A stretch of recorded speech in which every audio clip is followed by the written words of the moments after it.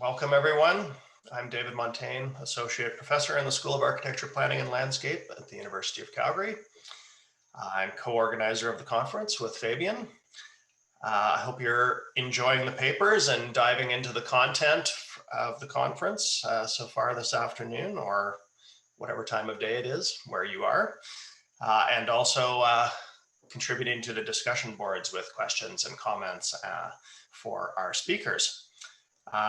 Welcome to the first of our 3 plenary sessions, a lecture about Calgary by Dr. Eliot Tretter with the title of Petro City. I'll dive right into introducing Eliot. Eliot Tretter is Associate Professor in the Department of Geography and the undergraduate advisor to the Urban Studies program at the University of Calgary. He received his doctorate from the Department of Geography and Environmental Engineering at Johns Hopkins in Baltimore. Before coming to U of C, he was a lecturer at the University of Texas at Austin. Dr. Tretter has written on a wide variety of subjects in urban geography, including housing, environmental racism, sustainability, smart cities, the knowledge economy, political ecology, and urban governance. His work has been published in a range of urban studies and geography journals, and he is the author of a 2016 book from the University of Georgia Press, Shadows of a Sunbelt City, The Environment, Racism, and the Knowledge Economy in Austin, Texas. His latest book project, tentatively titled Petro City, explores the complex and contradictory effects of Canada's hydrocarbon extraction on Calgary's urbanization. And that is the theme of his talk today. So I'm very happy to welcome Eliot Tretter. Okay, so thanks. And I hope it's always a bit, I find it a bit difficult to give talks in this format, but I'll do my best. And so I got a lot of slides here, and I'll try to get through them and in about 45 minutes or so, 50 minutes. And I'll explain sort of where the project is and what it's doing. Before I do that, I just want to talk a little bit about myself and the project and some of the ideas. So first of all, this is it's an unfinished book project, and there's been some ways in which the COVID, the pandemic has kind of limited some of the ability to conduct some of the research. So I haven't consulted any interviews, which I had originally intended to do, but I've done a lot of what I could do of archival research, and I will do some interviews. The other thing is, and this is just sort of, for me, the way in which I was thinking about it when I kind of finished this and was writing this last night. So I do want to kind of acknowledge, and we got the land acknowledgement that this is kind of happening on Treaty 7 land, but I just like to acknowledge that I'm going to talk about a lot of stuff happening on other treaties, Treaty 6, 8, and 10, but also on unceded territories, or unceded lands, I should say, in the province of Alberta and in Northwest Territory. But most importantly, many of the ideas that I discuss are going to be invested with that colonial imaginary. And I'm not ever going to explicitly mention that or challenge it in this talk. In the book, I do, but in this presentation, I'm not. I'm just going to kind of leave that aside. If people want to get into that, we can. But I do just think that there's a lot of ways in which I didn't ever address that. So I thought it was important to say that. So a bit about me. So I'm trained as an urban geographer and as an urban political economist. I worked with a well-known geographer, David Harvey, who was my doctoral advisor, and an economic geographer named Erica Schoenberger, who's less well-known, but no less brilliant. And I am from Maryland, the United States, and I lived in Austin for many years before coming to Calgary. And that my last book project was about Austin, Texas. And this project, I think, is largely just reflective of my life here in Alberta, and a way of sort of making sense of this place to myself.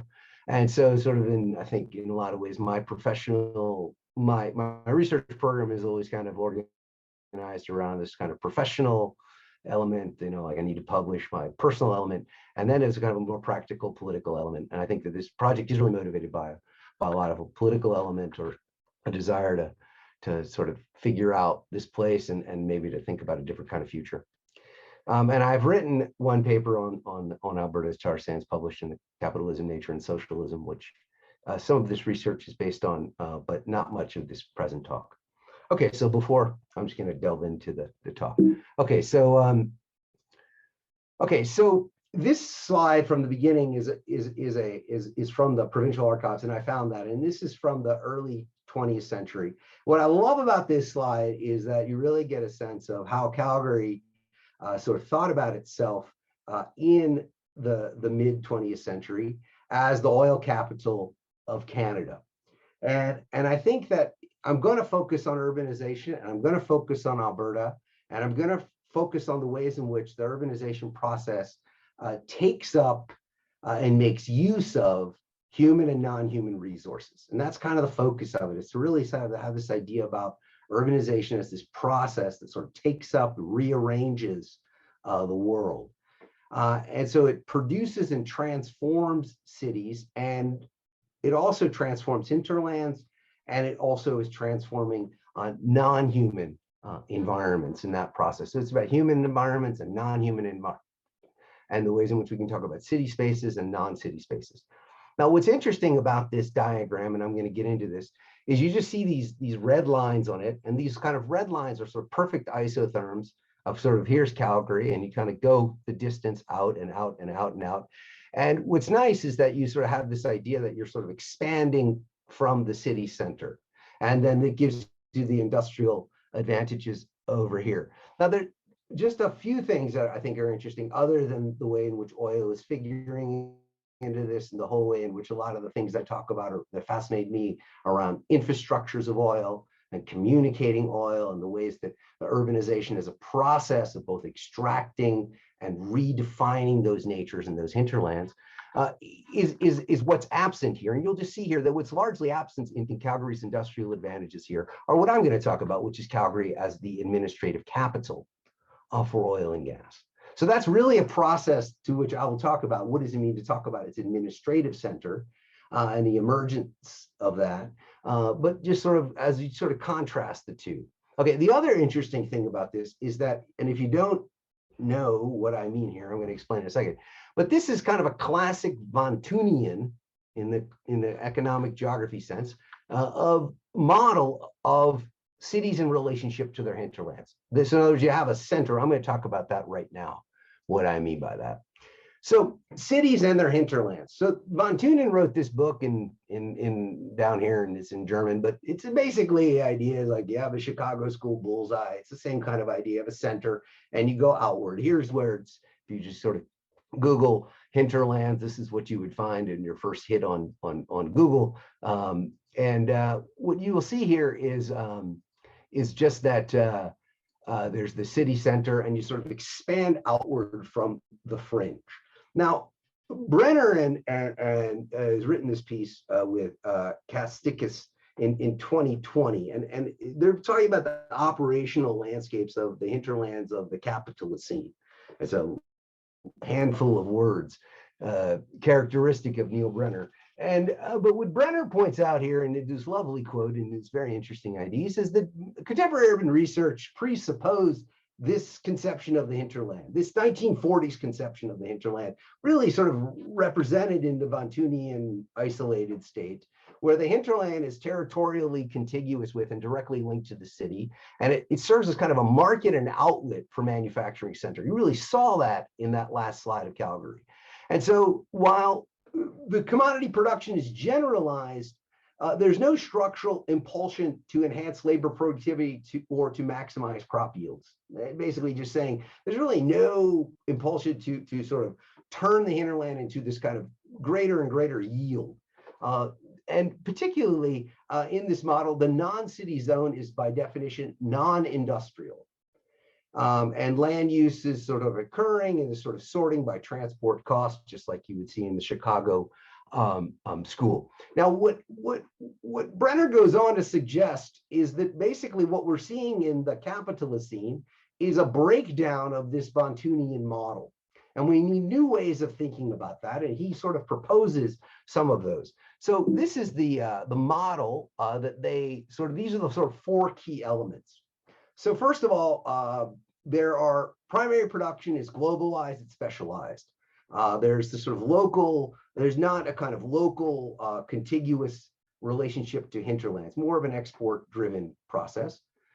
Increasingly, they're driven by global supply chains. And that their articulation isn't as clear as it used to be. The primary commodity production is always been, or at least has been heavily dependent on these extra human geographies. But we know that it's required more and more modification. In other words, more and more industrialization, more and more intensification. And that finally you have the proliferation and specialization of capital intensive infrastructures that then have transformed human and non-human landscapes and created to maintain what Brenner or what other people in this school call the ecological surplus. Now, I'm going to show you a video now, and this video is by a sort of propaganda group called We Love Canadian Oil or I Love Canadian Oil. But just think about these sort of four elements that Brenner's looking at in this advertising campaign to encourage the exploitation of Canadian oil. So here I'm going to play, it's about 1 minute long.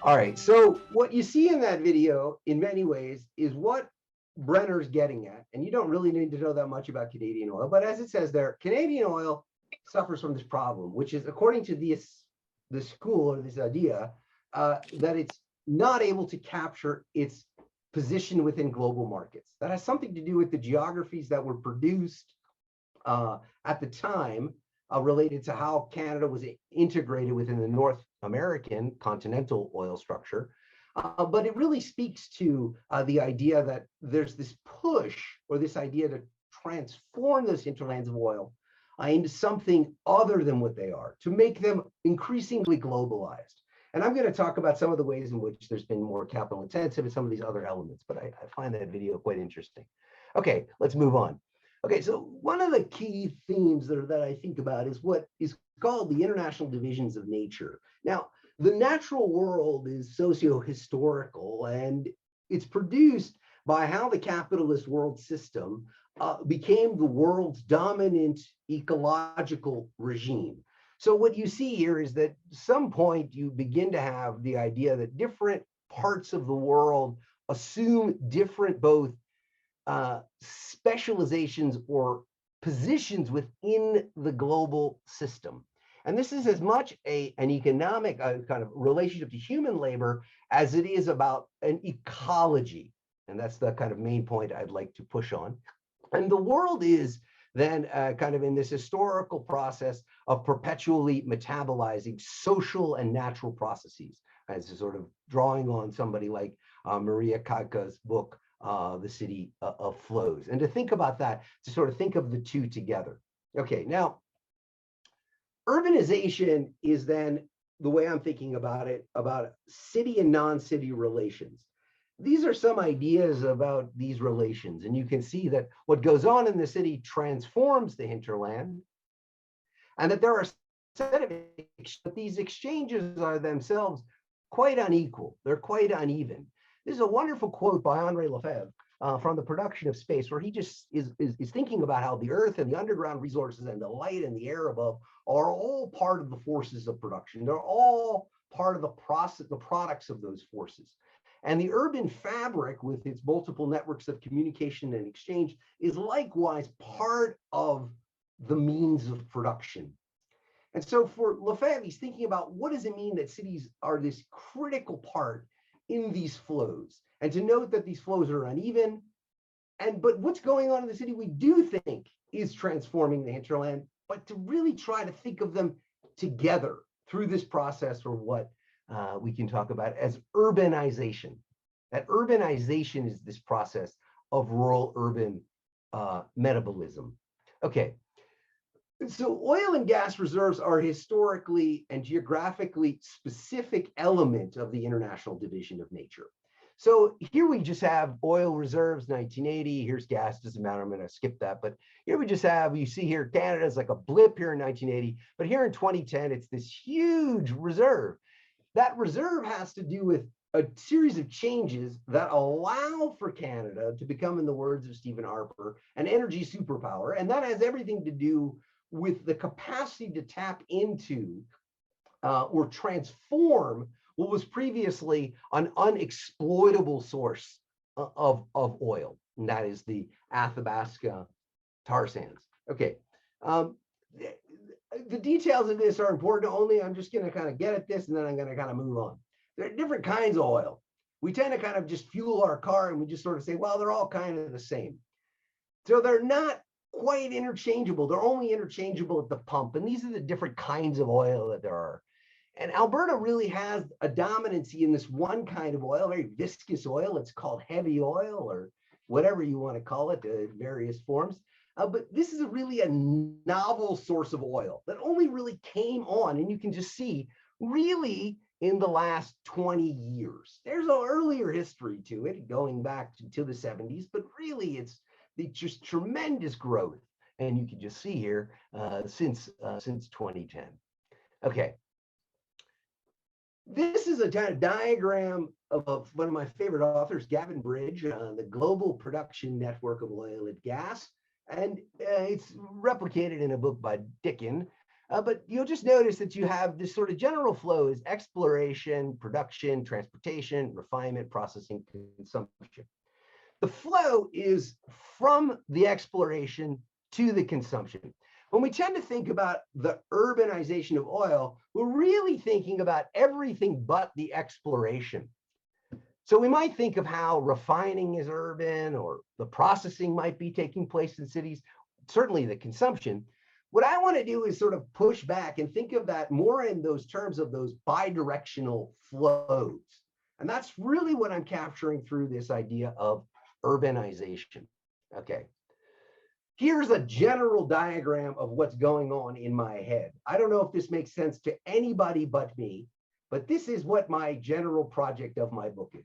The reorganization of the hinterland, the reorganization of the city and interurban relations, new forms of enclosure, new forms of lands being taken, new kinds of legal spaces, both both inside of cities, outside of cities. There are general advances in technology, and then there are specific advances.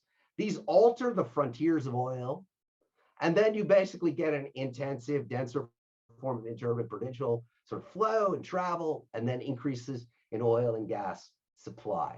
And then these kind of reorganize themselves. This is largely taken from a very interesting diagram by Knox on the theory of urbanization that he proposes. But this is sort of my reworking.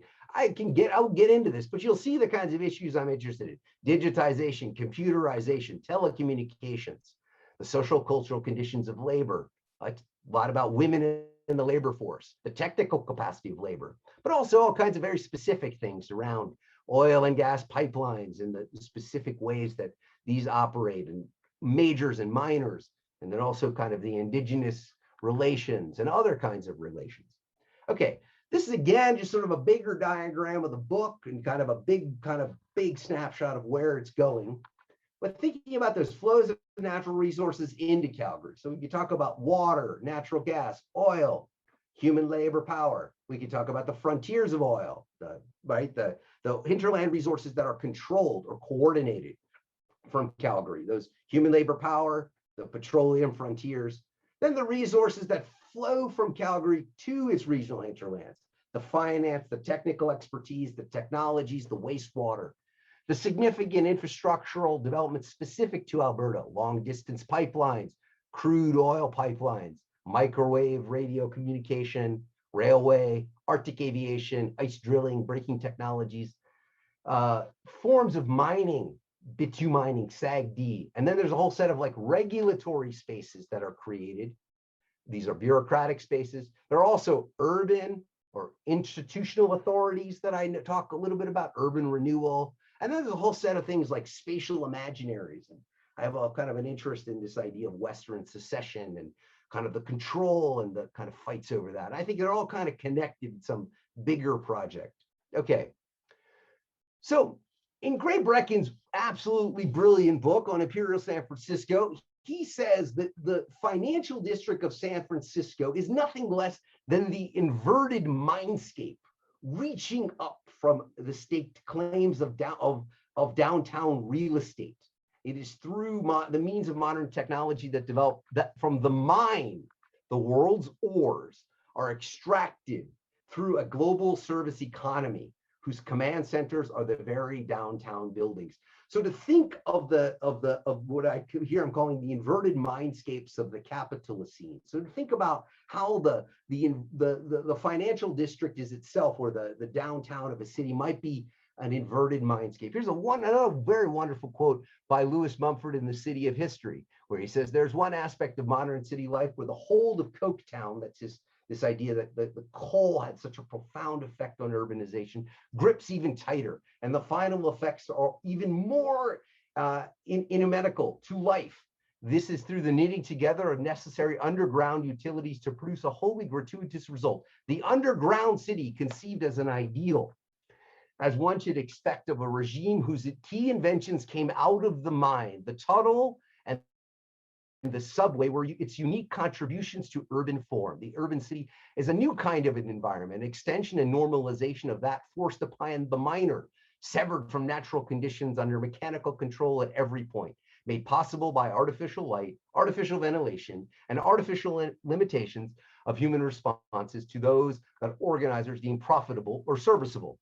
Now, what Calgary has this is just a map of all of the underground or overground cities that exist in North America from a 1998 article on this topic by Breyer, and you can just see the proliferation of them. Calgary is one very unique one called the Plus 15. This is a map of the Plus 15 from the 1970s. This is how it was envisioned, as this sort of overground tunnelscape that surrounds the downtown. Here's a picture of it right here. This is what it looks like. Now, I want to just take you into what I think is a very interesting scene from a movie. It's about a minute long, this clip. A movie called Way Downtown. This is just a clip from the Wikipedia. It's a lot of text, but I find that it does help a little bit in the Zoom presentation. I just want to note that Way Downtown is the only major film ever filmed in Calgary that had critical attention, but Calgary's never referenced except in this one scene. And it's a dark comedy about the Plus 15 system, about this system, and you can just see that on the left. All right, so I'm just going to play this. This is like I think it's like 1 minute, 30-second clip from the movie. Okay, and you could hear Mumford and Brecken in the background.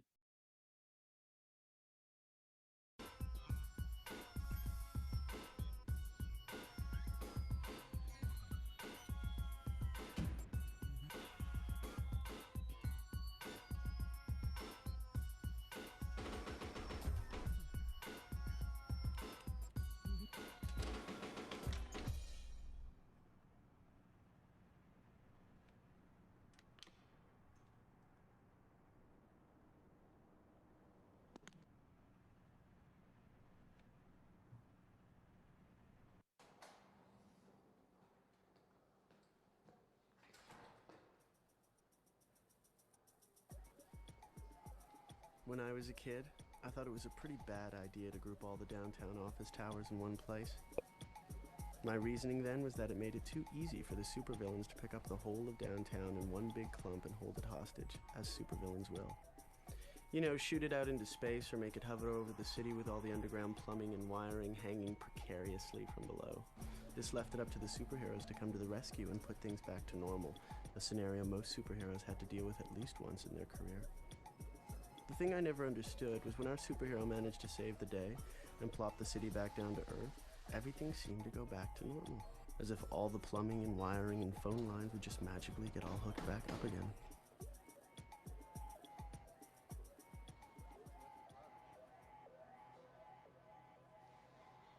All right, so that's the only scene in the movie where you actually know you're in Calgary. And I love that scene because it's also the only reference to the subterranean. And it's really an instance where you really have that Mumford quote right there just explained to you, or just seen, visible, and the idea of the inverted mindscape. Okay, so there is this kind of development of a kind of an idea of what's called the planetary mind through the theory of planetary urbanization, a wonderful book by Martin Abiola, which I don't quote here, but it's a wonderful book. This is a good example of a kind of hinterland urbanization process. So this is from a very good friend of mine, Mazen Laban, saying the planetary urbanization is a process that transcends the opposition of the city to the non-city and the division of the planet into discrete urban sites, and produces a spatial form with material and economic connectivities and processes are extended across the globe, but an even and differentiated planet. The planetary mind is not simply the sum of urban minds actualized and localized in cities, in an emergent object in a continuous process of becoming, and arises from the production, circulation, and wasting of materials in planetary space. Michael Simpson has also worked a lot with this by asking about this sort of, in this piece he wrote called Fossil Urbanism, about the relationship of fossil urbanism to the construction of urban spaces, and basically just sort of saying to us that he very interested in the cities as sites for the collection and redistribution of fossil fuels. Here's a kind of an example of the Upgrader Alley outside of Edmonton. This is in New Strathcona, and this is where basically the oil sands materials are upgraded. So they're shipped from Athabasca up in this pink area down to this area here where it's red, and this is just the detail of it. And this is primarily where they're processed, just north of Edmonton. But this has dramatic consequences for the restructuring of Calgary.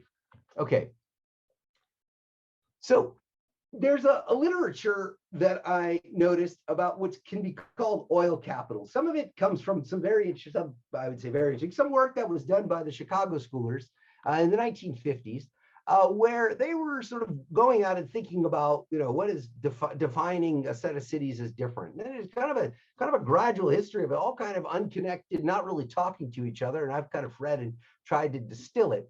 But there's this guy, Dickinson Weber, who just kind of has this thing about Midland, Texas, which is, I would never recommend going there. But he says that it's kind of this administrative center. There's the guy at the desk here, and here's the guy in the field.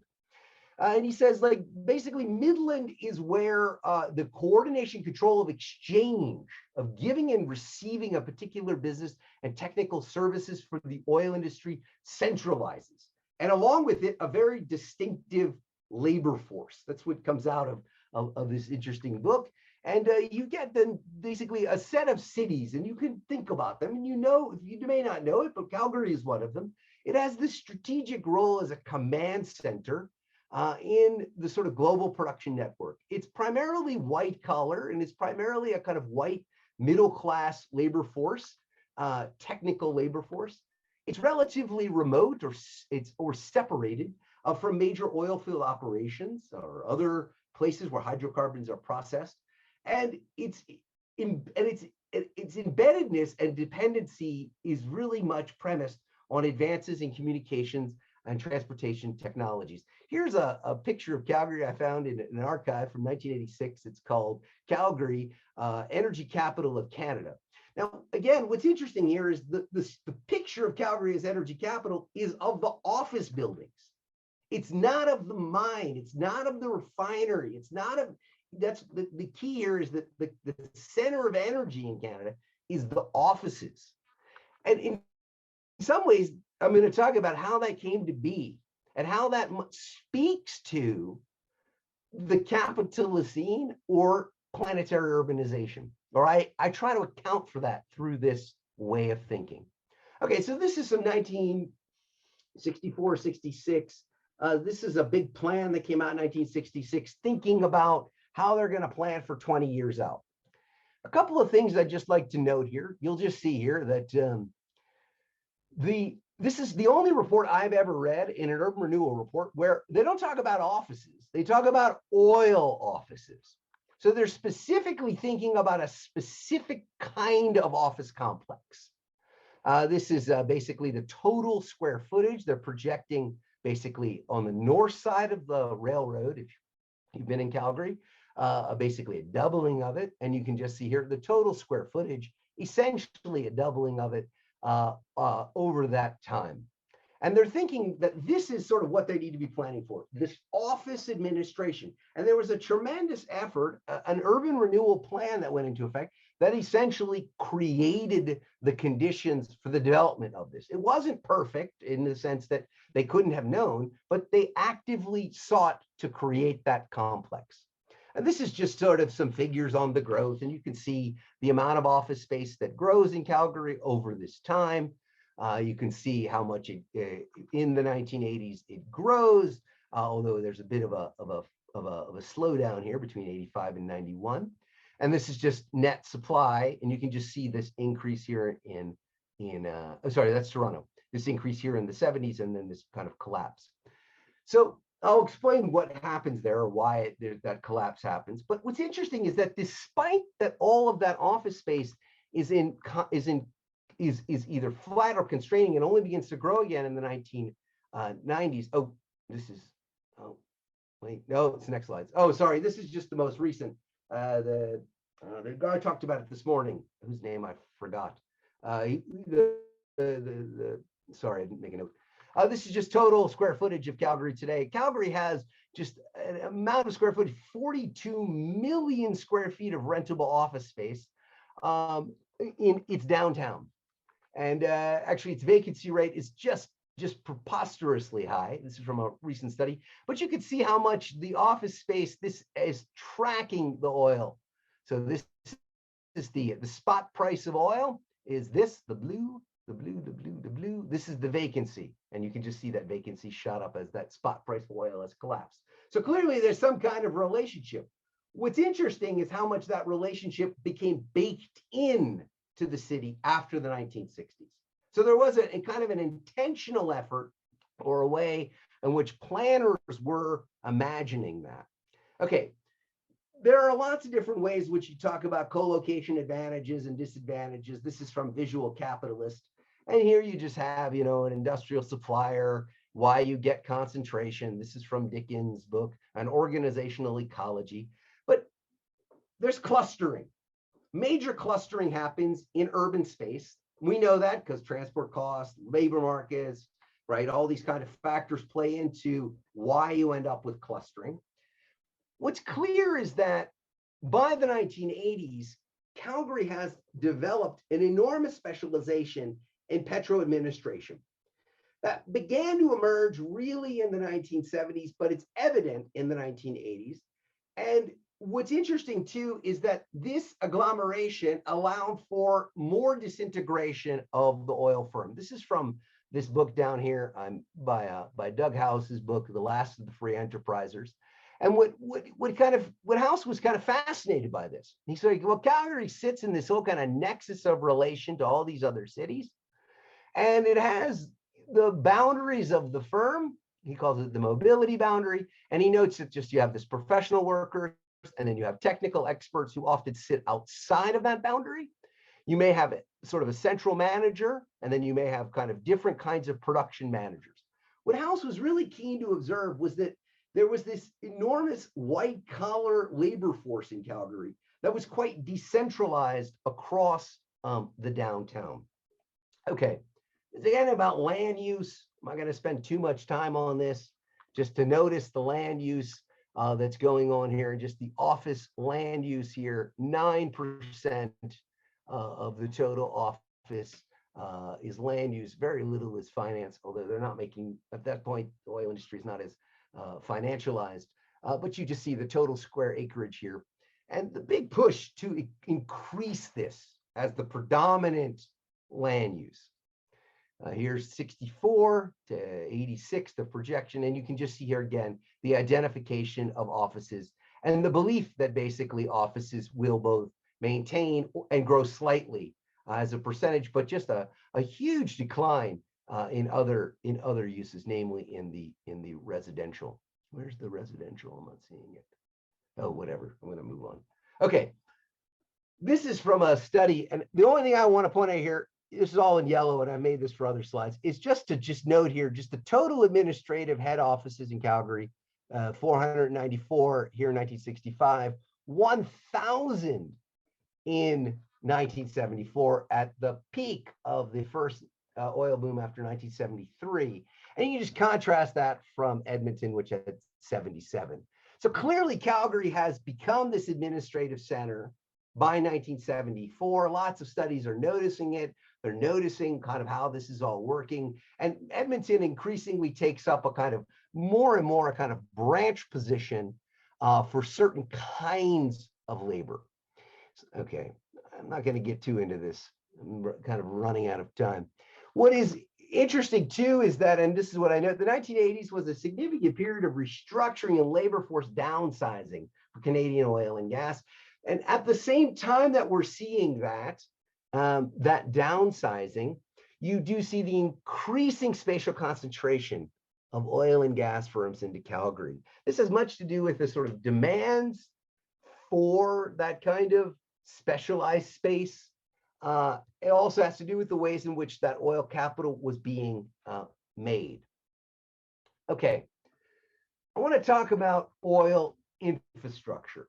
So what makes a place like Calgary function is the fact that it actually exists as the administrative center within a larger oil infrastructure. That's to say, this sort of, it commands those pipelines, those flow lines, those shipping routes, those distribution centers. It's the concentration of knowledge and practices.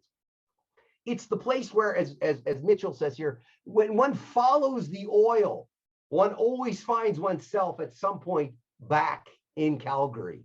The song by the Premier's father. One always finds oneself back in Calgary as one tracks these around, as Huber is saying here. So you have then the kind of transportation, communication, and infrastructure requirements. And for a variety of reasons, these are what make those flows of people and information and goods possible, and increasingly lead to that centralization. Okay, now this is just sort of a little bit of background here. So this is the Canadian oil sedimentary basin. This is the places that are producing oil. This is from 2004. I can't read that. This is from 2004. This is here. And you'll note that these areas here are excluding bitumen. And just down there at the bottom, it says that, excluding bitumen. This is where all the bitumen is, up here in Athabasca. This is Fort McMurray and the heavy oil deposits up here. So what happens is that between sometime about the publication of this book in 2004, there's a big shift in that oil and in the productivity we're going to see of Athabasca and of northern Alberta. This is just sort of how it was understood when House wrote his book in 1980. Alberta was basically predicted to be running out of oil. And all of the emphasis was on what was called enhanced oil recovery, or to get more out of the existing oil fields. That's on the left here. And you can see the big focus here is on Northwest Territory. Versus these over here, which are showing basically just that surge in bitumen and synthetic crude since 1965. And just that now overtakes the dominant both form of oil, but also, as Penalt notes, the form of investment. And so you see capital moving increasingly into those sources of oil. And that by 2011, 25% of the Canadian of total business investment in Canada is actually into oil and gas, the highest concentration on conventional oil, and that actually overtakes for the last decade, the peak period of the 1970s. Okay, I want to show you a very wonderful film to understand this shift and the monumental shift on the psychology here. And I've just got a couple more slides. Okay. This is about 2 minutes long.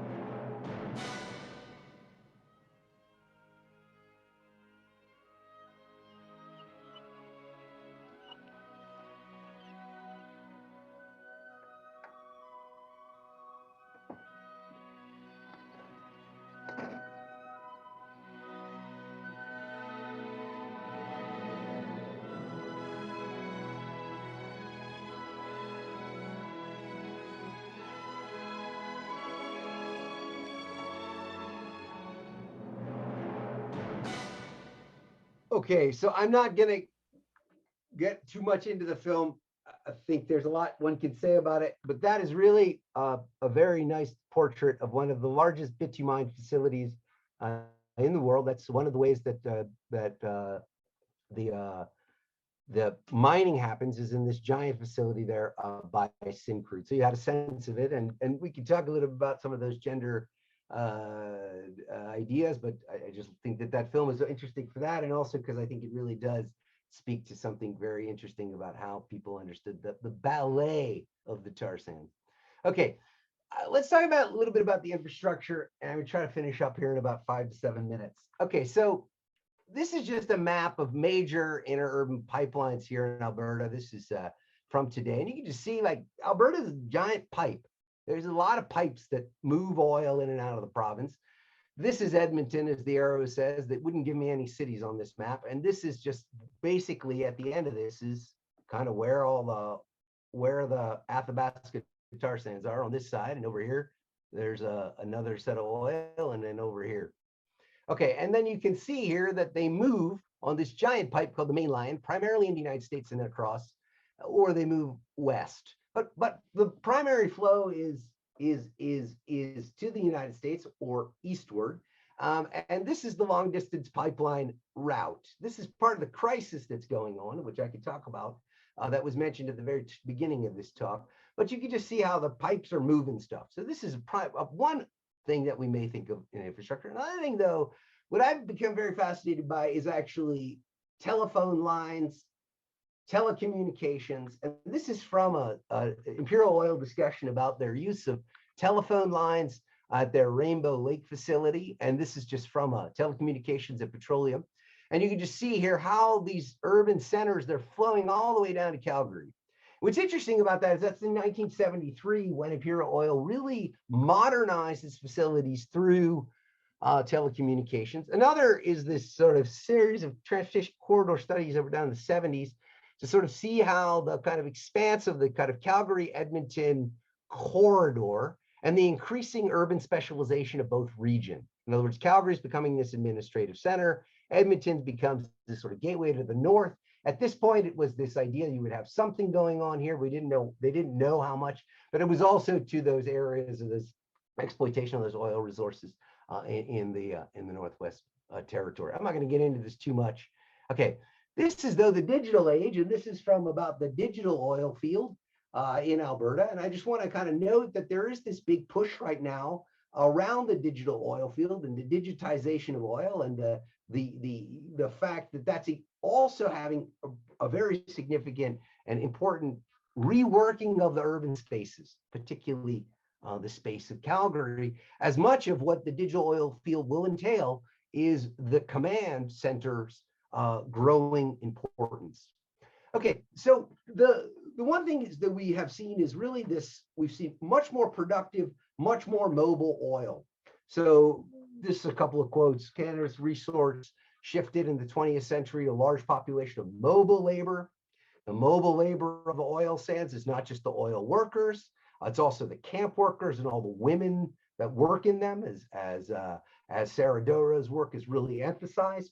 What has happened, though, is that the productivity has gained, and even in recent years, and you can just see here that you've lost a lot of jobs, but that productivity continues to expand.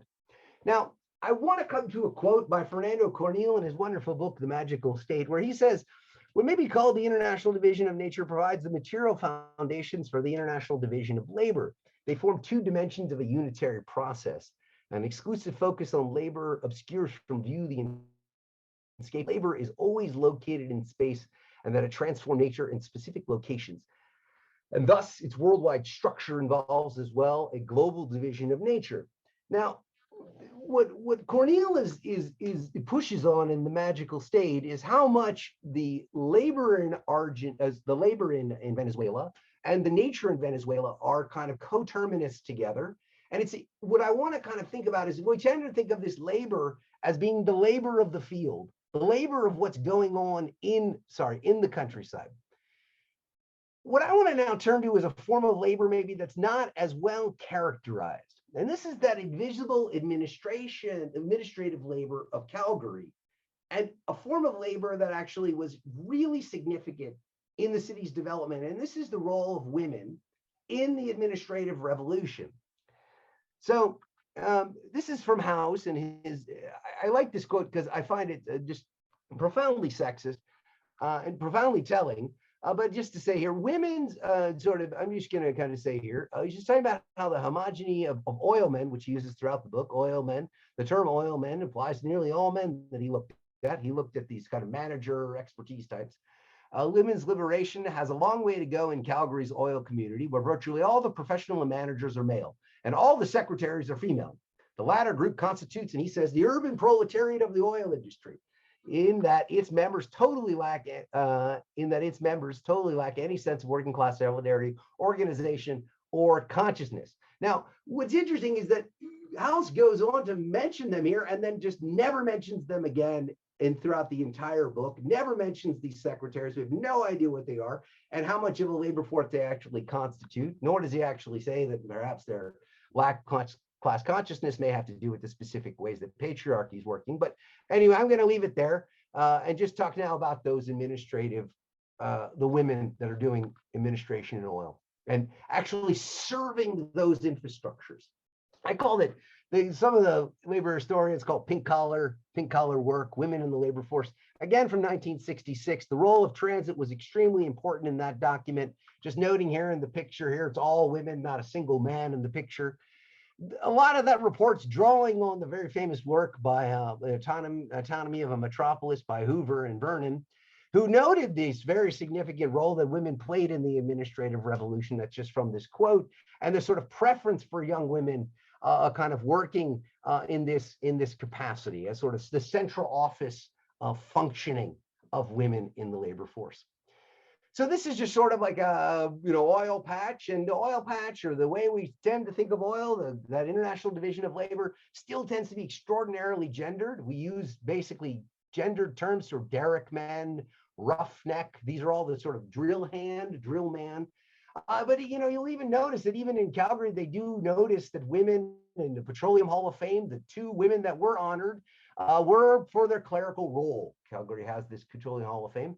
They were done so for their clerical role. Yet we know almost nothing about those clerical workers. And there was even a kind of group that was formed, which I yet to see anything about, as I've been not having access to, basically to think about women's role in the petroleum of the labor force, and sort of that invisible infrastructure that's sort of managing or supporting that coordination of that oil infrastructure that's all so important to Calgary's ascent as that oil administrative center. And again, maybe some interesting comments we could make about the ways in which we think of nature and who does what under kind of how we imagine what kinds of roles are natural or not natural, and why women take on this, subordinate position. Or I've been been reading a lot of Simone de Beauvoir's book, the transposition of women from certain kinds of roles in the house to certain kinds of roles in labor. Okay, so I just want to kind of give you some figures on that, and then I'm going to kind of end. So this is a master student of mine's working on some stuff. And then she's looking at kind of women in the labor force. This is in the 1990s. I want to kind of push it further back, but I just want to contrast Calgary from Edmonton. This is women in labor force in Calgary. 14% of Calgary's labor force in 1991 of women were in petroleum. Versus Edmonton. Now, this is sort of, she's contrasting values set against Montreal. So this is a bit confusing. These are not absolute numbers. But what's interesting is just to contrast Calgary from Edmonton there, and the sheer numbers of women that are engaged in petroleum. And we know that there's this continual effort, and this is from a 1998 study, republished in Miller. I can't get a hold of the original 94 one, of just the paltry number of women in those executive functions, even throughout the 1990s. So if we kind of took those two together, we don't really know. This kind of, these figures are not well known to me. This is not great work I've done here, not great evidence I have here, but we do know this is a problem. And we say, well, why is there this large percentage of women? And why is it different than Edmonton? And I would say it's because they're doing that kind of administrative labor. And they're largely invisible. They're largely invisible precisely because of how precisely because of how we think of the International Division of Nature as having certain gendered characteristics. Okay, I'm going to kind of leave it there, just being out of time. And thank you, and look forward to your questions and any comments you might have. Hopefully I made some sense. Thanks. And I can stop sharing. Thanks, Eliot. That was great, and a great opening to a whole bunch of questions and issues around the establishment of Calgary and its role. People are welcome to put questions into the chat, but we are a small enough group